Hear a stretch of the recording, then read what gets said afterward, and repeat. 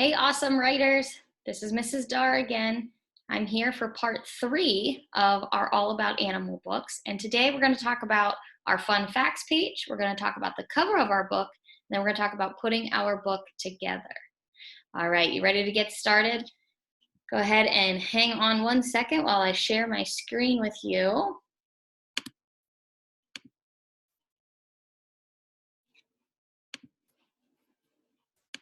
Wow, it's great. It's great.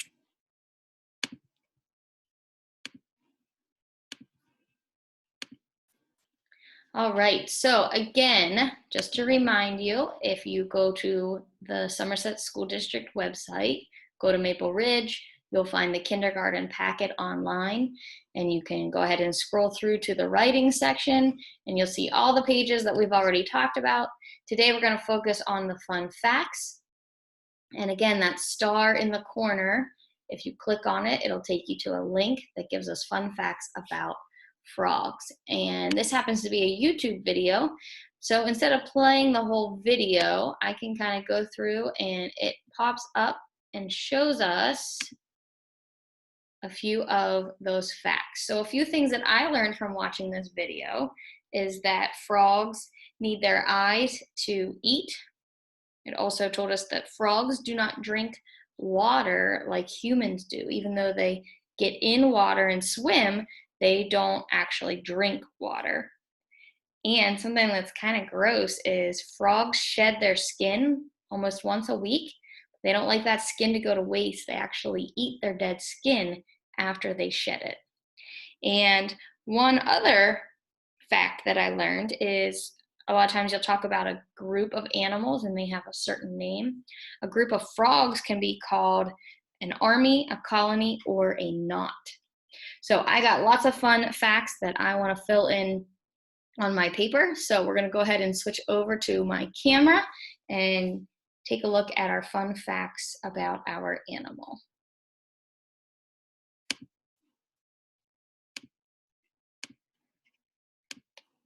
All right, so if you go ahead and look through your packet, you will also find your fun facts page. This is our last page, page number 5 of our book. So the only thing we have left to do after this would be our front cover. Now, there's lots of fun facts you'll be able to write about your animal, and this is usually the most fun, is to kind of come up with really neat facts that people don't usually know about your animal. So I would pick your most favorite and write as many as you can. If you want to write some more facts, you can always write them on the back, okay? So I'm gonna go ahead and get started. I'm going to start with frogs need their eyes to eat. So again, I want to make sure I start with an uppercase letter.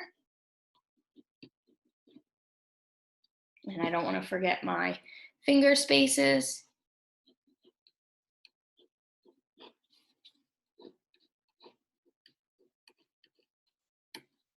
So frogs need their eyes to, and it looks like I filled up this line. I can't fit my next word, so I'm going to go down to the next line. Frogs need their eyes to eat. Okay, so there's my first fact. That's an end of a sentence. I'm going to put a period, and I'm ready to start a new sentence, and I want to make sure I start that next sentence with an uppercase letter. So I thought it was pretty cool that frogs don't drink water. So frogs do not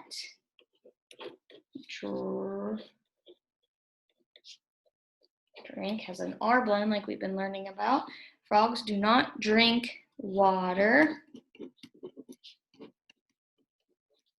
like, another sight word, humans. And that is my second fact. Now, I probably only have room for one more fact. So I'm going to go ahead and say frogs shed their skin. Frogs shed their skin. And then, and again, I'm running out of room.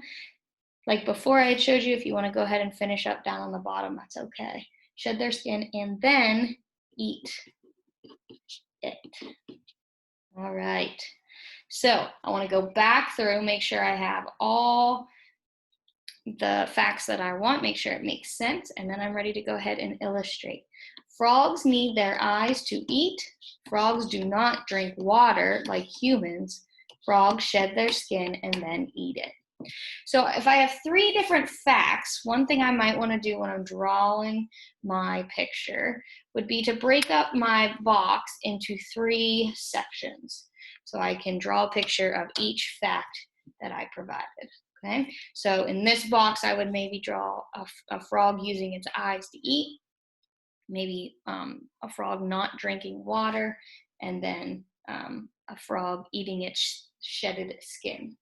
Okay, so I'm not going to take the time right now to draw all of that out. I will go back and finish this after we are all done. So that was our 5th page of our book. So we're done with all of our pages of writing. And the only thing left to do would be our front cover.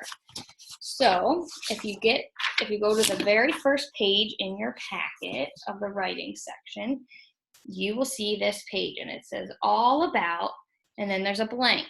On this blank, you want to write the name of the animal that you chose. All about, and in my case, I would write frogs. Now, I decided to use a colorful marker. I chose a green marker because it reminds me of frogs. And I'm going to write that word nice and big on that line. So I'm going to write frogs.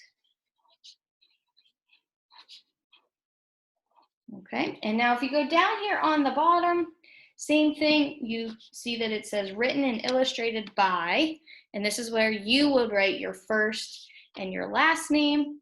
I'm going to go ahead and write Mrs. Dar. Okay, again, you can do that in marker as well. You could even draw your picture in marker. So what you want to do now in the box is you really want to focus on your animal. So you want to draw a nice, big, zoomed in picture of the animal that you chose. So I actually went ahead and did this ahead of time to kind of show you what it would look like.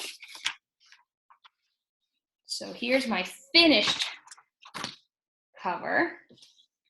You can see that I have all about frogs, and then I have a nice zoomed in picture, 2 different frogs. There's my name.